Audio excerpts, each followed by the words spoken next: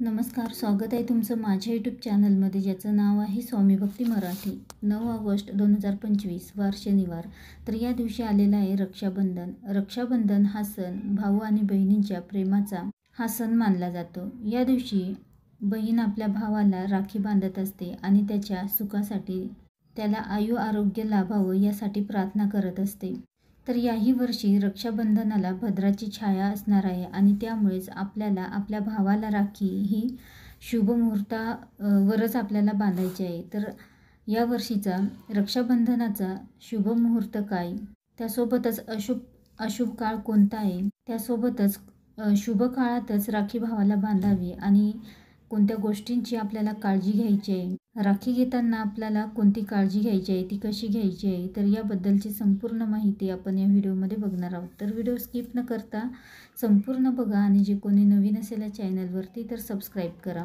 तर बघा, शुभ काळामध्येच आपल्या भावाला राखी बांधावी, जेणेकरून कोणतेही दोष आपल्या भावाला लागणार नाही। रक्षाबंधन हा सण भाऊ बहिणीचा सण असतो आणि दरवर्षी श्रावण महिन्यातील पौर्णिमा तिथीला रक्षाबंधन हा आपण साजरा करत असतो आणि या वर्षी रक्षाबंधन हा 9 ऑगस्टला आलेला आहे।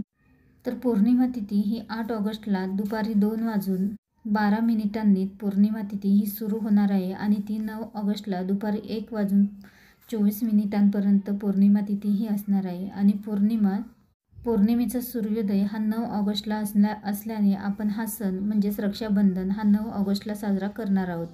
आणि या वर्षीचा शुभ मुहूर्त हा सकाळी 5:49 पासून ते दुपारी 1:24 असणार आहे। आणि या शुभ मुहूर्तावरच आपल्याला या काळातच आपल्या भावाला राखी तुम्ही बांधू शकता आणि या काळातच राखी बांधायची आहे। भद्रा काळ काय असतो, तो अशुभ का मानला जातो, तर बघा, भद्रा काळ हा अशुभ कालखंड मानला जातो आणि या काळामध्ये राखी बांधणे आपल्याला हे टाळायचं आहे। तर यामुळे वाईट परिणाम आपल्या भावाला त्याच्या आयुष्यामध्ये भोगावे लागतील।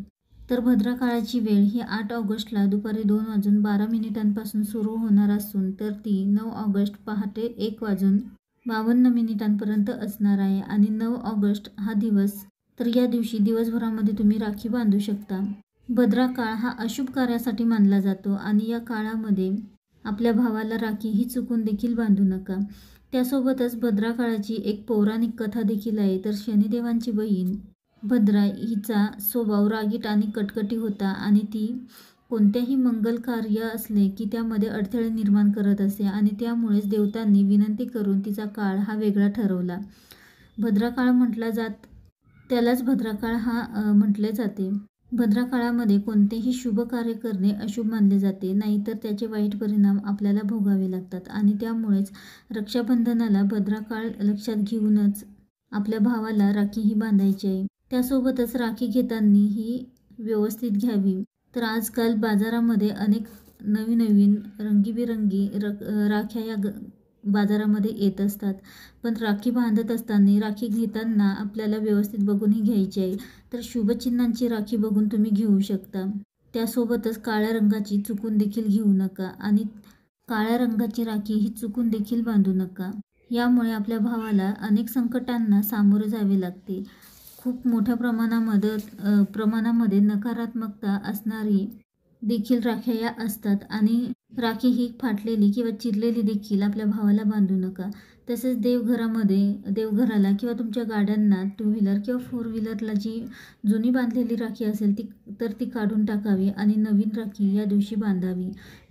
त्यासोबतच औक्षणाच्या ताटामध्ये देखील काळ्या रंगाची मिठाई देखील आपल्याला ठेवायची नाही किंवा आपल्या भावाने किंवा आपण स्वतः देखील काळ्या रंगाचे कपडे देखील परिधान करू नये या दिवशी। तर या सर्व गोष्टींची काळजी आपल्याला घ्यायची आहे। व्हिडिओ आवडला असेल तर लाईक करा, कमेंट करा, शेअर करा आणि सबस्क्राईब करा। श्री स्वामी समर्थ।